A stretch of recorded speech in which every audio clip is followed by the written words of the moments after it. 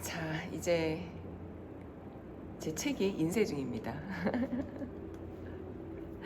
자, 그래서 이제 오늘부터 시작을 해서 제가 얼마간은 아마 이제 책에 대한 이야기를 주로 하게 될 것 같은데, 오늘은 그 얘기를 한번 해보려고 해요. 지금 챗GPT가 세상에 나오면서, 그러니까 우리가 왜 어떤 사회 변화가 있으면 직업의 생로병사라는 게 있었잖아요.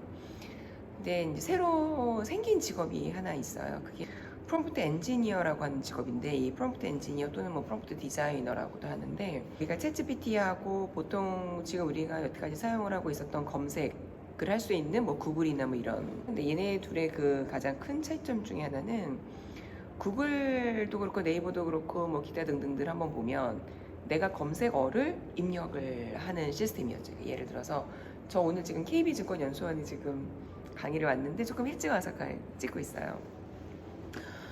KB증권연수원을 내가 가야 돼. 그러면 우리는 KB증권연수원 이렇게 검색을 하겠죠. 검색을 하면 주소가 나올 거고, 그러면 그 주소를 보고 뭐 지도가 나와서 이제 위치를 볼 수도 있고, 아니면 뭐 구글 맵이나 네이버 뭐 지도 이렇게 들어가서 뭐 가는 길을 보거나 뭐 할 수도 있겠죠. 그런데 뭐 예를 들어 챗GPT 같은 경우에는 우리가 어떤 식으로 가능하냐면, 뭐 KB증권연수원이라고 검색을 하면 KB증권연수원에 대한 아마 이렇게 스토리가 나올 거예요. 근데 내가 가는 방법을 직접 물어볼 수도 있는 거죠. 그러니까 대화가 가능한 거니까, KB증권연수원을 내가 내일 아침에 가려고 해. 교육이 8시 반이야. 그러면 우리 집이 분당 어디쯤인데 언제쯤 출발을 해야 뭐 차가 덜 막히고 어느 길로 갈까? 뭐 이렇게 물어보면 얘가 답을 쫙 이제 얘기하듯이. 그러니까 그러면 이 프롬프트 엔지니어가 요즘에, 그러니까 실제 기업들이 우리 지금 프롬프트 엔지니어를 채용을 합니다라고 하는 게 지금 막 이렇게 채용 공고가 올라오는 거예요. 구글의 자회사인 엔스로픽이라고 하는 곳이 있는데, 여기에서 실제 뭐라고 했냐면, 그러니까 수억의 연봉을 제시를 했었고, 프롬프트 엔지니어 그 채용 공고에 이런 말이 있더라고요. 그러니까 그 직무 설정에 해커 정신을 가지고 있어야 한다. 또 퍼즐 푸는 걸 좋아해야 한다. 커뮤니케이션으로 사람을 돕고 고급 문서를 작성할 줄 알아야 된다. 그리고 대규모 언어 모델과 친숙해야 되고 파이썬을 다룰 줄 알아야 한다. 이렇게 되어 있더라고요. 기억을 하시는 분들 계실 수도 있는데, 1990년대 말에 인터넷 정보 검색사라고 하는 자격증이 있었어요.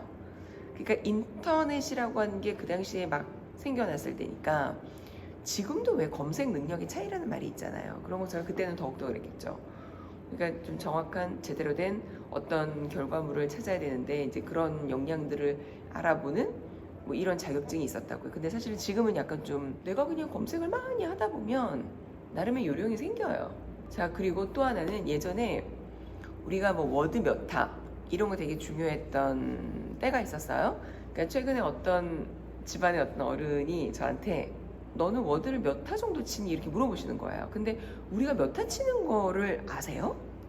그거 나 알아본, 이렇게 뭐 이렇게 테스트를 해본 적이 없는데, 아주 옛날에 20대 때 뭐 해봤었던 것 같은데 지금 기억이 잘 안 나. 근데 제가 왜 그러세요? 물어봤더니, 집안에 뭐 어떤 분이 계시는데 나이가 좀 있는 분이에요.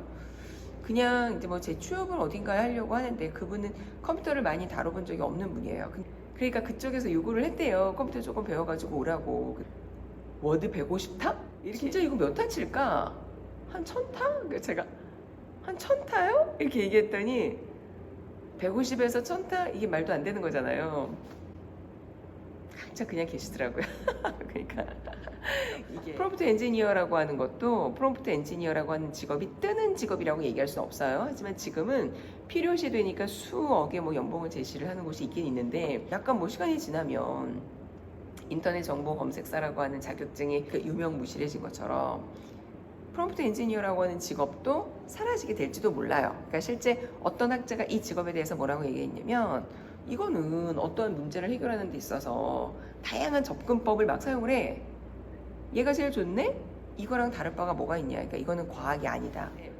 어떻게 프롬프트를 활용을 하는지는 약간의 요령이 있어요. 그러니까 우리가 사용을 하다 보면은 알게 되는데, 이제 그건 제가 제 책에다가 이제 말씀을 드렸죠. 근데 이제 다음번 영상 찍을 때는 제가 말씀을 드려볼 거예요. 뭐 예를 들어서 오늘 제가 여기 KB증권연수원인데 여기 교육을 왔는데, 저쪽에서 KB증권연수원 신입사원 면접을 보는 거예요. 면접이니까 조용히 해주세요 이렇게 떠 있더라고요. 자, 그러면 아마 이 친구들은 여기에 올 때 지금 젊은 MZ 세대이니까 챗 GPT를 활용을 해서 면접 준비를 했을 거예요. 그러니까 예를 들어 어떻게 했을까요? 나는 어떠한 스펙을 가지고 있는 어떤 직무에 어플라이를 한 누구야. 이런 게 가능하죠. 증권회사의 임원이야. 그러면 뭐가 제일 궁금할까? 그 사람 입장에서 질문을 뽑아줄래? 이러면 이거를 챗 GPT에 페르소나를 입력한다 그래요. 뭐 이런 것들이 있어요. 그리고 묻고 또 묻고 묻고 또 묻고 계속 하는 거죠. 그러니까 이런 과정을 통해서 정말 적합하고 좋은 답을 우리가 가져올 수 있는데, 이런 요령들 물론 사용을 하다 보면 그 요령이 만들어지긴 하겠지만 조금 알면 이런 것들은 제가 차차 말씀을 드리도록 하겠습니다.